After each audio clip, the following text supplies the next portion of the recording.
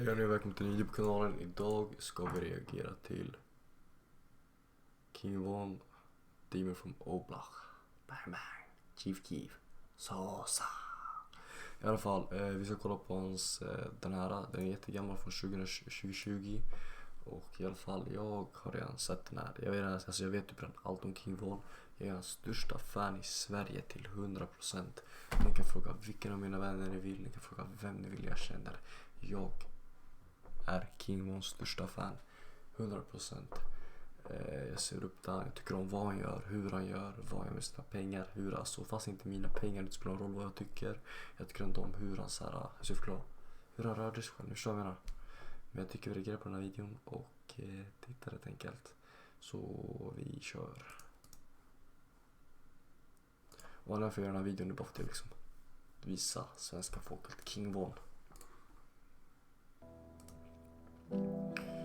Goals I got for 2021.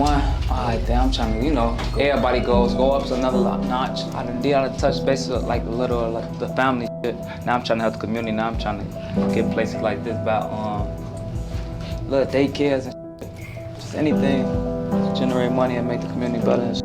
Now I got a lot of friends, now my auntie next to line, now you see what I'm saying? And then my friends, and and I got kids now. You see what I'm saying? So it never stopped.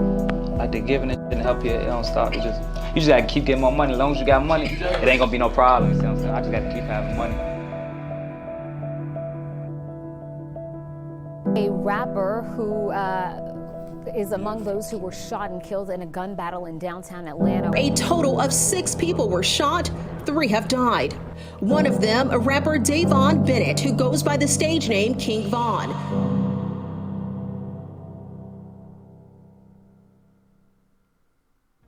Har du delbetalningar eller kredit? Ni vet så man känner inte personen, men alltså det är ändå såhär King Von, jag lyssnar på honom, han släppte sig låtarna Problems, allt det där, jag lyssnar på honom länge såhär, jag har följt såhär hans karriär ändå länge. Det är såhär, fast man inte känner han inte, alltså för att jag menar, han vet ingen annan att det känns ändå såhär jobbigt att han är död, förstår jag menar.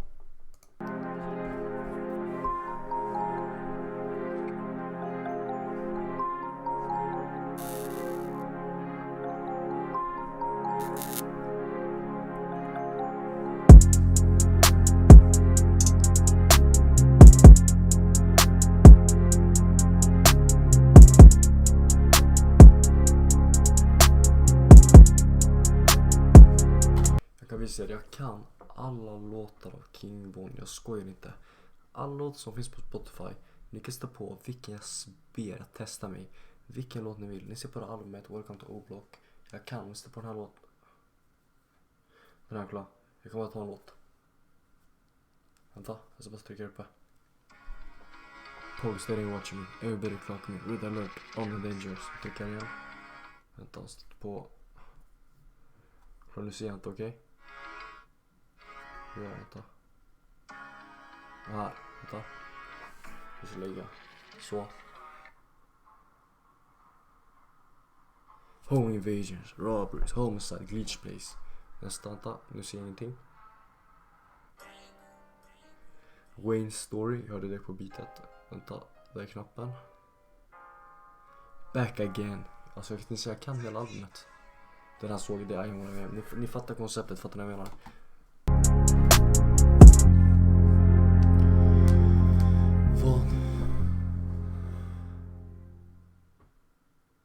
The streets of Southside Chicago has been riddled with violence for quite some time now. Throughout all that violence though, there were diamonds in the rough with immense amount of talent in hip-hop, specifically in a location now known to the world as Oblak. The people living there might have known of Oblak for quite some time, but the world didn't until Chief Keef, Lil Durk, Fredo Santana, Lil Reese, and many more started to blow up. And as time went on, more and more artists started blowing up from that area, and Chicago finally once again became a big staple in hip-hop. And just recently, an artist by the name of King Von has started to blow up from that exact area. Through his unique flows and his insane street storytelling abilities, he was just another superstar from Oblak ready to take off. King Von was born Davon Bennett on August 9th, 1994, and he was born on Parkway Gardens, also known as O Block, located specifically on the 64th Street on King Drive in the south side of Chicago. He was raised in a broken home with divorced parents. He never saw his mom and biological father together. His father ended up serving time in prison, and when he got out is when he officially met his father, but he was only roughly 8 years old, so he doesn't really remember it.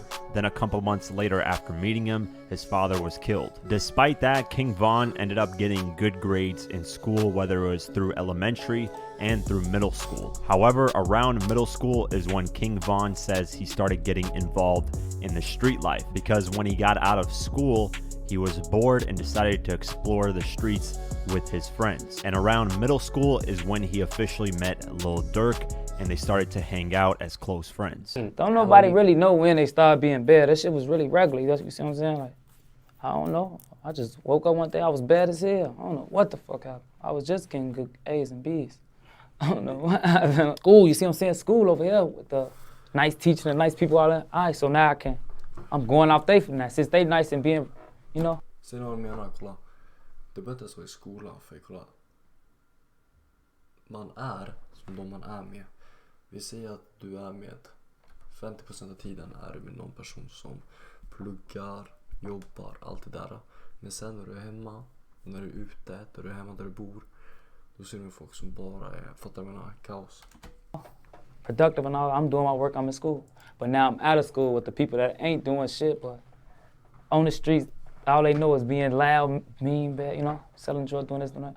So now I'm around them, and now I'm, you know, my environment shit, I'm adapted to that shit. As time went on while being out in the streets, King Von said that he never joined a gang. Instead, he was forced to be in a gang, which would end up being the BD's Black Disciples. And the reason why he says he was forced to be in the gang is because of the environment he grew up in. If you weren't associated with a gang, you would end up getting beat up every single day and robbed. So you had to be associated with the gang for protection and just for peace of mind. No, I ain't joining one. It's just like, since I'm over here, you see what I'm saying? You is what you, where you at? Like if you would have grew up, if you would have been born where I'm at, you would have had to be gang bang. Just because that's what it is. Or you ain't going outside. And with that lifestyle, obviously came trouble. And the first time King Von got arrested was when he was a young teenager. He got put into juvenile for allegedly armed robbery of a vehicle, and since he was so young, they gave him the option of boot camp. He took that immediately and got out pretty quickly. While his friend Lil Durk was rising in the music scene and becoming a star, he would end up getting into more trouble. And on November 21st, 2012, King Von was arrested and booked in Cook County Jail for unlawful possession of a firearm. And at this point, King Von says he dropped out of high school, which would be his junior year in high school. And without being in school, he devoted himself to the streets fully. And by the time he hit 19, he caught a huge case that potentially could have gave him life in prison at the age of 19. This was a shooting that occurred on May 29th in 2014. Then on July 24th, 2014, he got booked and charged with first-degree murder and 2 counts of attempted murder. King Von ended up spending 3.5 years trying to fight this case, and while being in prison, he didn't waste any time being in there. He ended up getting his GED, and on top of that, he ended up writing his own music for the first time ever because he was planning on beating this case, getting out, and focusing on music like Lil Durk had told him to. And then they charged me, the case I just got out for first degree murder and 2 attempt murders. They charged me with that shit. I beat that. I'll get you for that shit. While in prison too, he ended up getting a cell room with an 80-year-old man, and he would end up taking care of him throughout his whole prison bid. He would push him in his wheelchair. He would remind him to take out his dentures when he went to sleep. And of course, this old guy ended up calling him grandson, and he also got the name grandson because of how he was carrying himself in prison. He was showing respect. He was showing he was a leader in the BD thing. It be old men like they put you in the cell with like 7. They put me in the cell like that was that I gotta help him I gotta push him in the wheelchair. They put me in there with a nigga that. Nah, for real, like I'm in a cell with a nigga that's 80. I gotta take him to lunch. I'm in the joint. I don't even know this man, but he in my cell. I gotta take this man, because we gonna leave this old man there. He's stinking, he loud, he got his dentures in, he be chewing his dentures. He supposed to take them out when he go to sleep, so I'm, school, take your dentures out, man. I'm in jail when he sounds saying, but I'm his grandson, cause. So you dangerous, but you got a hell of a heart. Man, you know you gotta, that shit though, man. You gotta look out for your people, man. You gotta look out for your people, who gonna look out for you, you see what I'm saying? After 3.5 years, he finally beat the case due to lack of evidence towards him. He finally got out, and at this point, he was 23 years old. And with all this time passed, he saw that his close friend, Lil Durk, was a superstar in hip-hop, and he decided that he needed to do something to get income that was legal, so he wanted to get into music. And Lil Durk encouraged that. He flew him out to Atlanta where he could focus solely on the music, and this is when he started officially recording music. It was towards mid-2018. I've been with him his whole journey in jail. And I ain't gonna lie, like he ain't never say nothing about rapping. How'd y'all meet? Now we grew up together. So then when he got out, he just tried rapping. And like his first song just like went super crazy. Big shout out to Swagbucks for sponsoring and can be 4-5 race video. Zoo called Beat That Body. And the reception for that track was great, so he kept recording music in Durk's house, and Durk taught him how to write tracks, and eventually he came up with the track Crazy Story. And when he released this track in December of 2018, everyone was going crazy at the crazy storytelling ability of this track, and it was something completely different with multiple flows. We made Crazy Story in my house. Like he ain't know how to write a song, none of that shit. So we had put shit together and that shit just like took over the streets. He kept recording music and eventually released Crazy Story Part 2 with Crazy Story Part 3. And by this time, Lil Durk officially signed him to his label, OTF, and Durk brought King Von to all of his interviews to show him the ropes of how to do things as an artist. King Von also opened up a lot of shows for Lil Durk and performed solo in quite a few cities, and from this he got a lot of money. And one of the first things he did when he got $100,000 was go straight back to his old neighborhood in O Block and give back to the people. He was very weary about trying to help his neighborhood, whether it's building daycares for children, trying to give back to his community so it can be a better place. He did that multiple times. It wasn't just one time where he gave $100,000. It was quite a few times. However, King Von would run into more legal trouble, and this time it would be with Lil Durk. On February 5th, 2019, Lil Durk and King Von allegedly shot at somebody in Midtown Atlanta where they robbed someone for $30,000 and more, and this victim was shot and nearly died, and there were cameras there that caught the incident. So on June 2019, Lil Durk and King Von had to turn themselves in. The rapper, whose real name is Dirk Banks, turned himself in at the Fulton County Jail earlier tonight. Police say he shot a man outside the Midtown Atlanta restaurant back in February. Then Lil Durk's lawyer immediately worked to get bonds set for Lil Durk and King Von because they had no bond available at that time. The lawyer got to work and got the bond set. Lil Durk was released on June 21st, 2019 on $250,000 bond. Then just a couple days later, King Von was released on a $300,000 bond. Then immediately after that, King Von started focusing on the music once again. And as time went on in 2019, he started to learn how to become an artist, how to conduct interviews, and how to write tracks in full form from hook to verse, hook to verse. Then he finally dropped his debut mixtape on September 20th, 2019, called Grandson Volume 1. And this mixtape was released independently despite being signed to Lil Durk's Only the Family. It was only distributed by Empire Records, and it ended up peaking at number 75 on the Billboard 200 charts and number 37 on the US R&B and hip hop charts. And the reception once again was amazing. He just kept growing his name in the music industry, and as time went on, he started gearing up to drop his second mixtape. The first single he dropped off his second mixtape was called 2 a.m. on November 16th, 2019. So you could earn up to $100,000 just from copy bonus on Naga and get some. And just a couple weeks later, he dropped the second single, Rollin', on November 29th, 2019. Then on February 21st, 2020, he dropped the third single, Took Her to the O, and this is one of the singles that caught a lot of heat and became one of his biggest records. And this song to date, as of the making of this video, is his highest charting song on the Billboard Hot 100. It peaked at number 47, and on the US R&B and hip hop charts, it peaked at number 14. Then on March 6, 2020, he dropped his second official mixtape called LeVon James, which is a wordplay of his favorite basketball player, LeBron James. And this mixtape, it debuted a lot higher than his first one. It peaked at number 63 on the Billboard 200 and peaked at number 36 on the top R&B and hip hop albums. With the success of the music, King Von was focused heavily on the music, but he still had a couple of beefs going on, whether it was in the streets or in the music industry.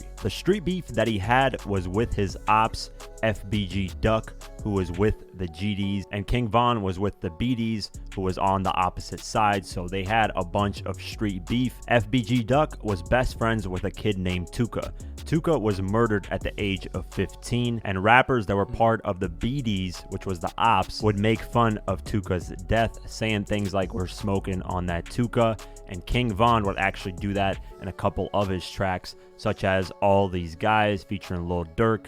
And of course, FBG Duck, being best friends with Tuka, did not like that, so King Von ended up inheriting that beef from the streets. FBG Duck even released a diss track towards King Von called I'm From 63rd.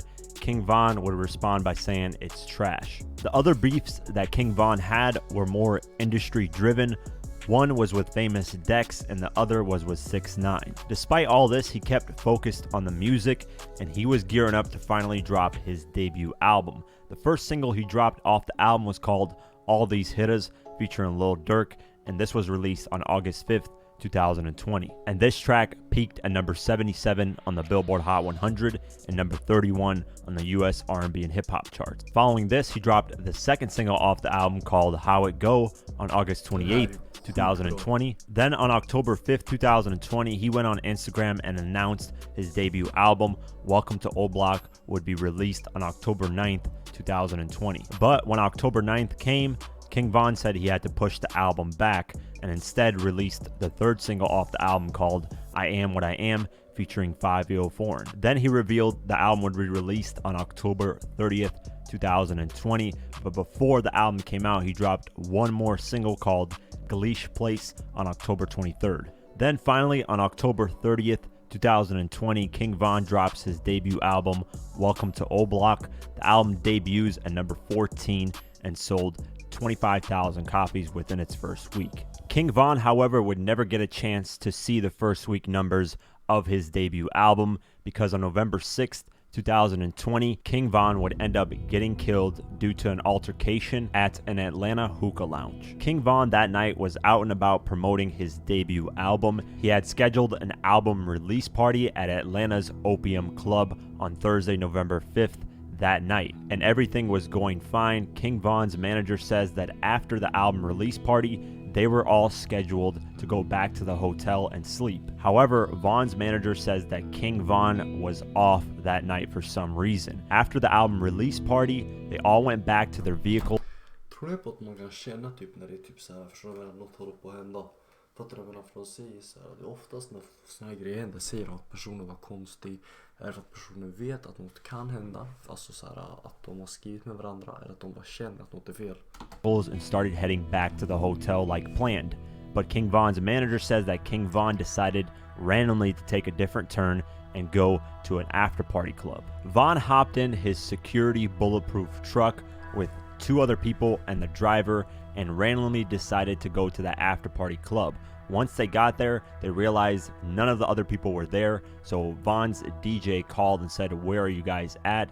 And that's when they realized that Von decided to go into an after party club and not go back to the hotel. So after King Von's team finally came to the after party club where King Von was at, they said that King Von was staying in his bulletproof truck for 30 to 35 minutes, not going into the club at all. King Von's friends decided to go back into their vehicles because it was really cold out that night and they were wondering, what is King Von doing? King Von's manager then comes into the passenger side of King Von's security bulletproof truck and asks him, "Why is it taking forever for you to go inside? Let's go." He then says, "Let's go." His security then checks the building inside and out to see if there's a threat.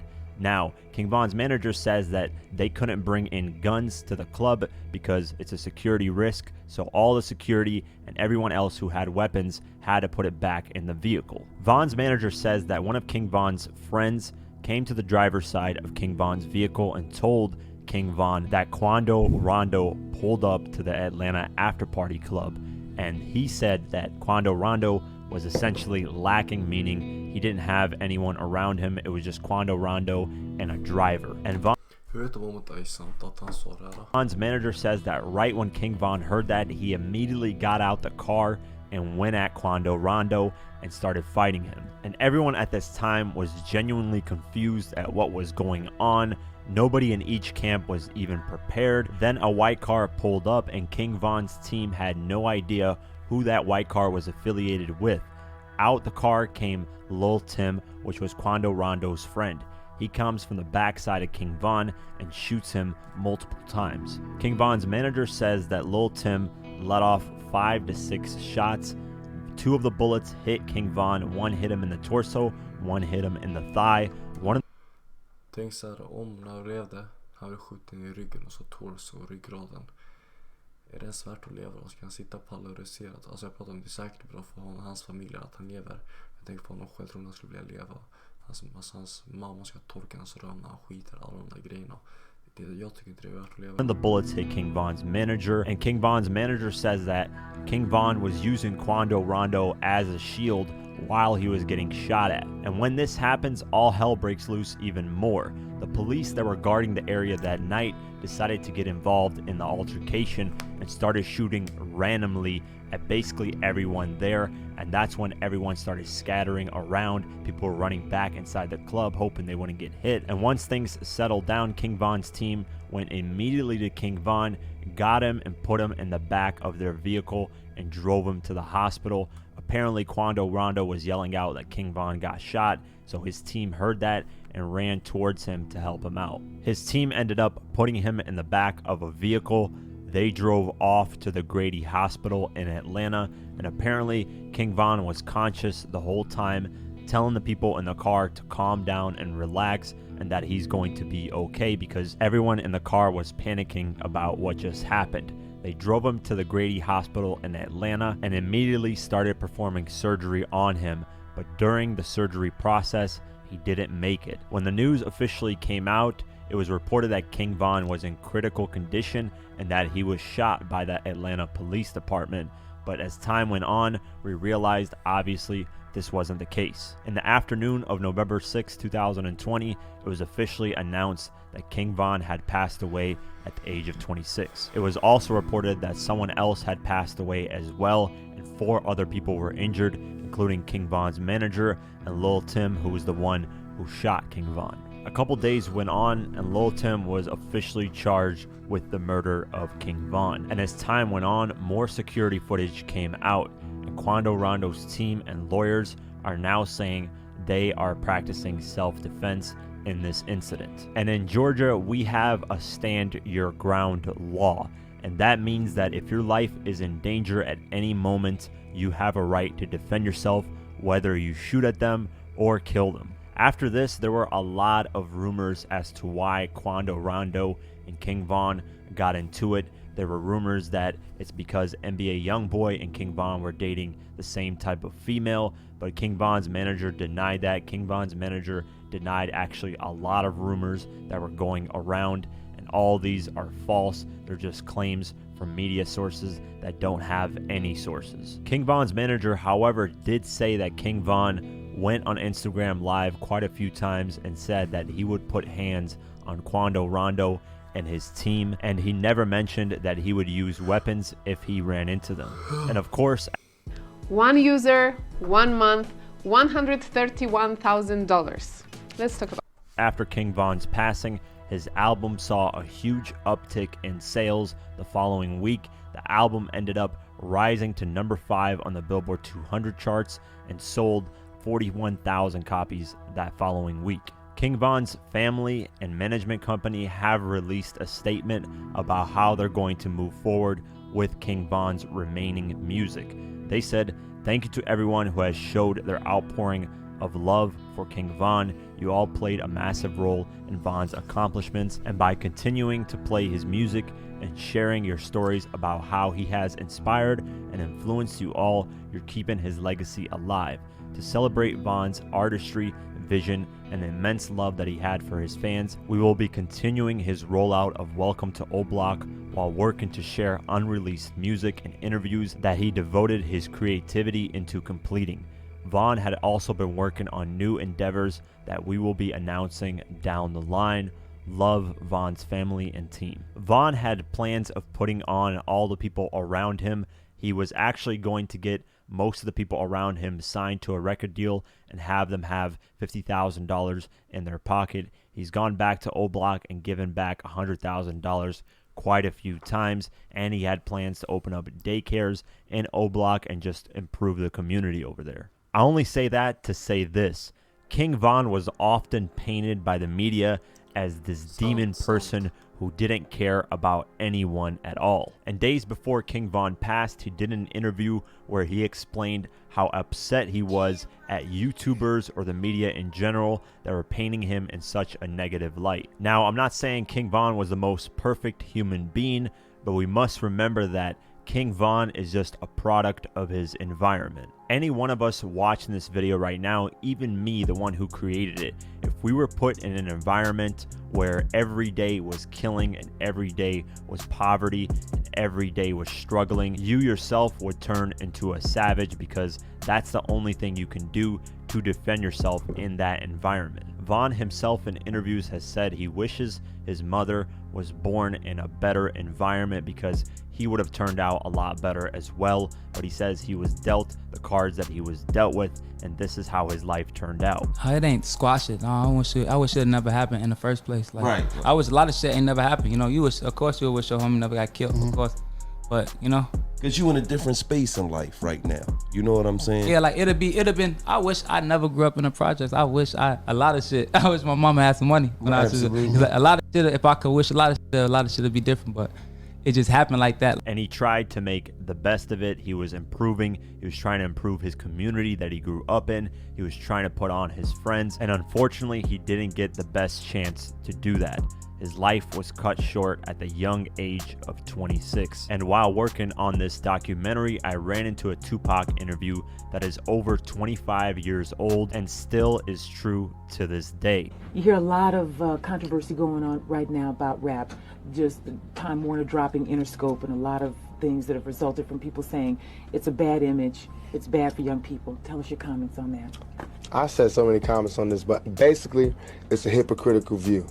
Because what you're saying is it's okay for us to live in the dirt, in the gutter, in less than human conditions, but it's not okay for us to tell people that we're living in these conditions. Everything was cool, you know. The ghetto was okay. It was habitable until we started talking about exactly what were the repercussions of living this type of lifestyle. What happens when you live in this kind of environment? What type of person it changes you into? Now all of a sudden it's like you can't talk about that. But this is what we live in. It's just, we don't have a choice, you know what I mean? It's either we really kill people, do dope, sell dope, and have murders and do all this crazy stuff, or we talk about. With that being said, I hope you enjoyed this documentary, and long live King Von.